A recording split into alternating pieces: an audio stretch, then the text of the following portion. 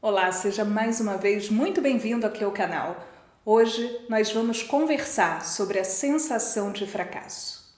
Me responda sinceramente, você já esteve nesse lugar de pensar, e agora? Deu tudo errado na minha vida. Já aconteceu com você? Comigo, pelo menos, algumas vezes, viu? Mas e aí, como que a gente se sente? Porque desejar o fracasso, em sã consciência, ninguém deseja. Eu, pelo menos, não desejo. Você deseja seu fracasso? Acho que não, né? E foi por isso que você clicou nesse vídeo.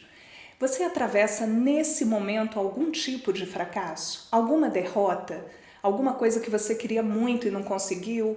Uma relação que não foi bem sucedida ou não está sendo bem sucedida? Que lugar de fracasso você atravessou ou atravessa nesse momento? Como que você se sente diante do fracasso? Esse é o nosso assunto de hoje. A sensação de fracasso, né? Essa sensação que pode fazer a gente ficar paralisado, desencadear uma série de emoções, pensamentos negativos, porque quando a gente vai para o lugar do buraco, lá para baixo, a gente começa a viajar, né? A nossa cabeça, ela tem essa capacidade de levar a gente sempre para um lugar pior.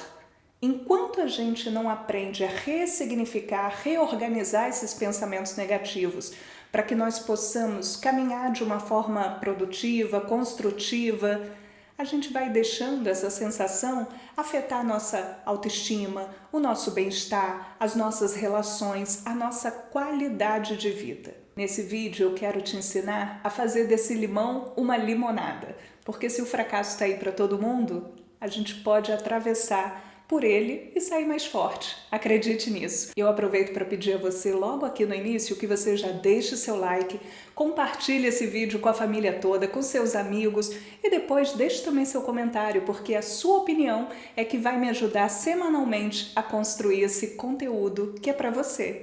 Eu sou a Aline Andrade, psicanalista, mentora, especialista em comunicação e comportamento há 25 anos e nesse canal eu te ajudo a ter uma melhor relação com você e com as outras pessoas. E outro dia eu me deparei com um vídeo da atriz norte-americana Sharon Stone falando como foi devastadora para ela a sensação de ser colocada fora do mercado cinematográfico. Bem, se você não sabe de quem eu estou falando, tá aí a imagem dela, uma das atrizes mais famosas e emblemáticas de Hollywood nos anos 90. A Sharon Stone, ela sofreu um derrame em 2001. Quase morreu, ficou 7 anos num processo de recuperação e não conseguiu voltar ao mercado de trabalho. Ela tentou e nada. Se sentiu excluída mesmo, sabe? Fora do cenário de bons contratos, de boas oportunidades. E nunca é fácil a gente sair do topo e ir ao chão numa queda brusca. Mas a verdade é que todos nós, em maior ou menor grau, ao longo da vida, nós experimentamos esses fracassos. Quando a gente falha num determinado projeto de trabalho, quando a gente coloca uma expectativa alta numa relação e depois se decepciona. E esse ponto, né, de criarmos expectativas altas ou muito rígidas, seja para as nossas relações, seja para aquilo que a gente está colocando energia para realizar no nosso dia a dia, eu colocaria esse ponto entre as principais causas para a gente literalmente cair do cavalo, se frustrar, ter essa sensação de fracasso. Imagine você uma filha que sempre sonhou ter uma boa relação com a mãe. Fez essa projeção de ter uma mãe amiga, uma mãe que ela pudesse conversar, dividir as experiências de namoro, as dúvidas sobre a vida, sobre trabalho. Mas na prática, essa mãe sempre foi uma pessoa muito fechada, porque também teve uma experiência de vida muito difícil, né? Nada é construído ao acaso. Essa mãe teve uma experiência de pais muito duros, muito rígidos, de pais com muitas dificuldades financeiras. O que ela consegue dar para essa filha é esse excesso de rigidez. Claro que pode ali existir o amor, o sentimento, mas a demonstração não vai ao encontro da expectativa dessa filha. O que eu quero dizer com isso? Essa mãe presa no ego, que eventualmente pode até ter traços narcísicos, ela nunca vai conseguir corresponder ao desejo de uma relação constituída por um afeto explícito, por abraços, por eu te amo, né? Sendo falados assim com muita naturalidade. E isso, em algum lugar dentro dessa filha, gera o quê? Frustração. Uma sensação de fracasso. Ela olha para o lado, ela vê a relação das amigas com as mães e acha que é tudo muito melhor do que ela tem. Só que em algum momento, essa jovem precisa ressignificar, soltar essa ideia de que a família precisa ter sempre uma história feliz. Cada família tem a história que tem. Às vezes, umas são mais felizes, mas isso não significa que a outra história é de infelicidade. É de uma realidade diferente. Constitui-se o afeto num lugar diferente, de uma forma diferente. Mas aquilo que a gente constrói, né, com uma ilusão criada pela realidade de outras pessoas, leva a gente para esse lugar da frustração, do insucesso. A gente é condicionado muitas vezes a mirar determinados padrões de sucesso, seja pela família do outro, seja pelo trabalho do outro. Já parou para pensar nisso? A família do amigo parece ser sempre mais bem-sucedida que a nossa, mais feliz. Nossa, as reuniões na casa deles são sempre uma festa. Lá em casa é sempre uma brigalhada toda. Eu não sei se isso já passou, já ocorreu com você, mas é muito comum. A gente olha para a casa do outro e acha que está tudo muito melhor lá. É o trabalho do outro fulano que também é mais interessante pelo que ele apresenta materialmente, pela postura que ele tem. Mas será que a gente tem conseguido analisar que padrões de sucesso estão dentro do nosso desejo? E se esses padrões de sucesso, eles realmente valem diante dos resultados que a gente está querendo? Eu estou perguntando isso porque a gente se compara com outras pessoas o tempo todo. A gente vai tomando como base, muitas vezes, aquilo que não é pra gente. Por que a gente faz tantas comparações? Olha aí a pergunta de milhões, né? Por que a gente se compara tanto? Por que a gente não cria metas mais realizáveis para a gente? Por que a gente não organiza esse nosso passo a passo e gerencia esse passo a passo, minimizando as chances de fracasso, de insucesso, seja no nosso campo de trabalho, seja no nosso campo afetivo? Porque a gente está sempre perseguindo um tal padrão que talvez não seja para a gente. E mais, a ideia de falhar, a ideia de ser vulnerável, ela não agrada a ninguém. A gente, na verdade, tem medo do fracasso, porque ele é construído na nossa cabeça como uma ameaça. Fracassar? Quem gosta de fracassar? Quem gosta de ver o fracasso batendo na sua porta, na sua vida? Mas a gente precisa aprender a ressignificar isso. Uma vez que um grande fracasso ou alguns pequenos fracassos vão fazer parte da nossa vida e essa é uma realidade para mim, para você, para todos nós, a gente precisa ensinar ao nosso cérebro que falhar faz parte do caminho. Às vezes a gente até fala isso, né? Eu recebo alguns pacientes na terapia que falam, não, mas eu estou mentalmente repetindo isso para mim. Tá, mentalmente você está fazendo essa construção, mas e as suas ações? O que você está fazendo na prática? Porque não adianta só a gente pensar se a gente não colocar em prática, se a gente não agir. A gente precisa reconstruir esse caminho nas nossas linguagens consciente e inconsciente. Na psicanálise, gente, a gente não vê o fracasso como um simples efeito negativo. Ah, minha vida acabou e agora? Esse drama todo aí que, chega. A partir de hoje, pelo menos, vamos virar essa página, tá?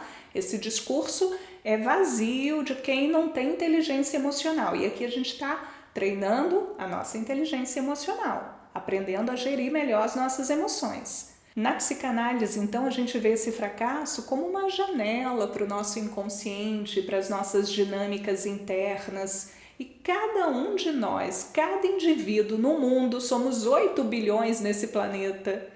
Cada indivíduo tem as suas dinâmicas internas, tem o seu exercício pessoal de olhar para dentro e entender o que essa janela do inconsciente traz. Quando a gente passa a explorar as causas e os significados inconscientes do fracasso, a gente vai conseguindo ressignificar, transformar mesmo essas experiências negativas. E aí é que a gente vai sentindo na vida a liberdade, né? essa conquista de soltar, de deixar fluir, de deixar para trás os padrões disfuncionais repetitivos. Aquilo que atrapalha a nossa saúde física e emocional. É dessa maneira que a gente vai ajustando as nossas expectativas, construindo uma autoimagem mais realista e compassiva, transformando esse fracasso numa ferramenta de autoconhecimento e de crescimento. Tem uma pesquisa recente de uma universidade norte-americana que provou, a partir de uma base quantitativa de casos de fracasso, que o fracasso é um pré-requisito essencial para o sucesso. Eu vou deixar o link na descrição do vídeo se você quiser ler a pesquisa completa, tá?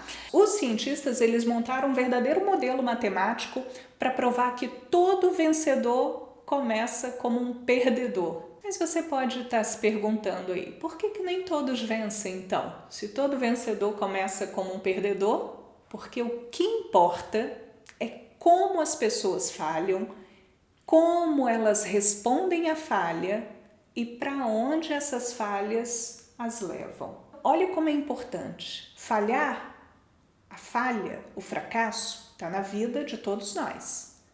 O que vai determinar se a gente vai sair do outro lado com resultado positivo, com o sucesso que a gente imagina, é o nosso tempo de resposta para essa falha. É como a gente vai reagir. É o nosso repertório emocional para lidar com isso. E claro que aqui não entram os aspectos matemáticos. Eles são puramente comportamentais, comunicacionais, da personalidade de cada um. São eles que ditam o como as pessoas reagem, como as pessoas criam soluções, como ajustam o caminho, mesmo que não necessariamente recomecem do zero. Aliás, as pessoas adoram essa ideia de recomeçar, né? De recomeço. É uma ideia bonita, lúdica, né? Se algo deu errado, recomeça. Ah, um relacionamento acabou, recomeça. Por que a gente precisa dessa ilusão do recomeço? A vida é sobre continuidade. Você nasceu de novo para zerar o game e começar e recomeçar de forma literal? Então, gente, vamos parar de enganar o nosso cérebro? Vamos começar a dar o comando que ele precisa? Porque o seu cérebro ele não está precisando de um novo começo, ele precisa de uma continuidade funcional. Então, a gente vai para esse passo a passo para você entender como isso é possível. Bem, e aqui chegamos na parte mais importante do nosso vídeo. Eu quero que você preste bastante atenção nesses minutos finais, para que você consiga aprender a ressignificar os fracassos que você já teve na vida, o fracasso que você talvez atravesse nesse momento da sua vida e aqueles que ainda poderão surgir no meu caminho, no seu caminho, e a gente tem que estar preparado, emocionalmente preparado para isso. Então, primeiro, eu te convido a redefinir o que significa sucesso para você. Analise as suas ações, as suas metas, se você tem se comparado muito ou não, se você tem idealizado situações, você tem se sentido extremamente pressionado para atingir algum resultado? O sucesso, gente, ele pode ser pensado de muitas maneiras, mas eu quero nesse momento que você busque entender dentro da sua experiência de vida. Qual contexto de sucesso cabe para você? Qual contexto de sucesso conversa com a sua saúde física, com a sua saúde emocional? Depois desse exercício, é bom você lembrar da tal da autocompaixão. Ai, Aline, para que isso? Porque em vez de você ficar se criticando duramente quando alguma coisa dá errado, tente se tratar com gentileza, aceitar o erro, aprender com o erro.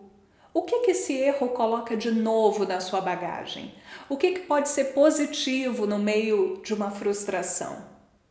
E é a autocompaixão que treina a nossa resiliência emocional. Entenda o fracasso como uma etapa, não como fim. Lembre-se da pesquisa: todo vencedor começou como um perdedor. Parece óbvio, mas isso foi provado matematicamente, através de estatísticas. Depois dá uma olhada lá no link. Quando a gente falha, quando a gente erra, quando a gente se sente impotente, o nosso cérebro ele tem a capacidade de ajustar as conexões neurais para melhorar o nosso desempenho em situações futuras. O que isso significa? Que a gente aprende, que a gente melhora, que a gente evolui. Então, construa suas metas de forma realista. Construa pequenas metas que se tornem depois num grande resultado. Lembre que existem muito mais fatores que fogem ao seu controle do que aqueles que você consegue de fato gerir na prática. Pense que a cada pequena conquista existe aí dentro de você a liberação de dopamina, esse neurotransmissor que é tão importante para o nosso sistema de recompensas, para nos trazer motivação, nos trazer a sensação de vamos, eu posso continuar, eu consigo continuar. Pense que cada passo é um passo para frente. E é isso que vale, na verdade, para a nossa saúde mental. Para a gente, aos poucos, ir transformando essa sensação de fracasso em bem-estar. Né? Quando a gente está se sentindo produtivo, quando a gente está feliz com algum resultado que a gente tem no caminho, por uma meta alcançada, por algo que você construiu na sua relação e que deu certo, essa sensação dopaminérgica de prazer, ela deve ser alimentada em doses saudáveis, diárias, para que você vá ressignificando isso de uma forma construtiva para o seu campo emocional, para a sua saúde mental. Então, evite comparação constante, chega de não se achar suficiente, olhando para aquilo que as outras pessoas estão fazendo. Foque no seu progresso, celebre as suas conquistas, trabalhe a sua resiliência emocional. A gente já viu que a autocompaixão nos ajuda nessa resiliência, mas a gente deve aprender também a lidar com as dificuldades de forma flexível, adaptável. A gente tem que treinar os pensamentos positivos no meio de um caos. A gente tem que entender que solução a gente pode ter, a gente consegue ter no meio de uma situação que a gente está entendendo como fracasso. Será que aquela situação é realmente um fracasso? Então, trabalhe esses pensamentos positivos na sua cabeça, pensando sempre como você pode agir a partir de um determinado aprendizado. E por último, eu quero voltar a falar aqui nesse canal sobre a importância de você focar no momento presente. O mindfulness é uma prática que nos ajuda a viver esse momento presente, sem a gente ficar ancorado em julgamento, sem a gente ficar olhando para traumas do passado, sem a gente ficar preso no medo do futuro. As práticas de atenção plena ajudam a gente a reduzir a ansiedade, a focar no que está ao nosso alcance agora. Coloca isso aí na sua vida. Eu espero de coração que você pense em tudo isso que a gente conversou hoje, para que você possa aproveitar essas dicas e transformar cada sensação de fracasso que você tiver na sua vida em um aprendizado constante. É o comportamento que vai determinar se você será o vencedor que já experimentou alguns fracassos, aprendeu e cresceu, ou se você vai seguir aí na turma da reclamação, da insatisfação. Se você está aqui nesse canal, eu penso que você joga no meu time, no time de quem aprende para crescer, para vencer e de forma saudável. Então não esqueça de curtir esse vídeo, compartilhar suas experiências nos comentários e se inscrever no canal para a gente ter mais conteúdos como esse. Um beijo, gente, e até a próxima semana.